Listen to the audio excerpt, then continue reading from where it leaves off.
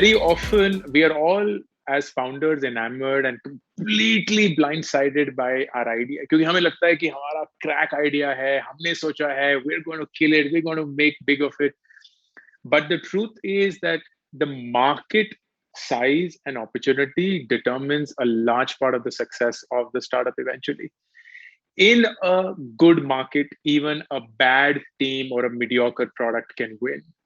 But in a small market, irrespective of how awesome your product is or how kick ass your team is, you will struggle.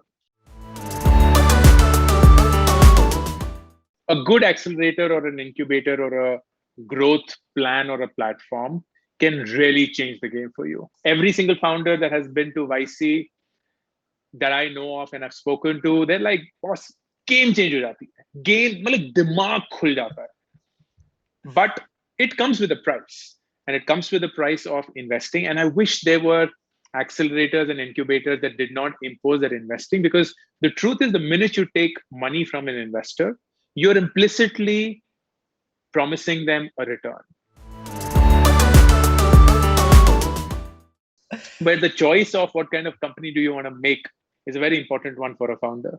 Do you want to make a extremely high funded, fast growing, really big startup and own minuscule of it? Or would you much rather own a really large chunk of perhaps a small, but a nicely growing, profitable business? Look for people who get the job done and do it well. That's all that is required.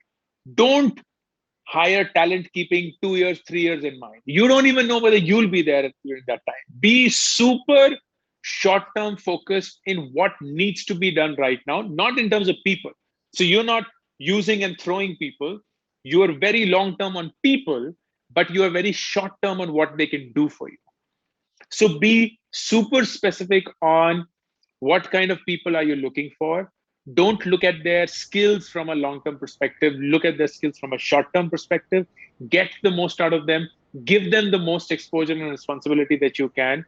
But if they don't scale, then totally accept that truth and move on. Here's the role. The role is of a founder. The role is of a CEO. The role is of a CPO or CTO. The role is of whatever else that you're playing. What are the non-negotiable essentials that are required for this role to be deemed successful? And you have no choice but to be good at it.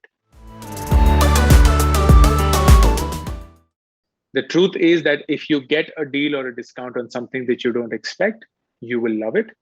But if you get deals and discounts from brands that you already expect to get it from, then the value in your mind is instantly zero.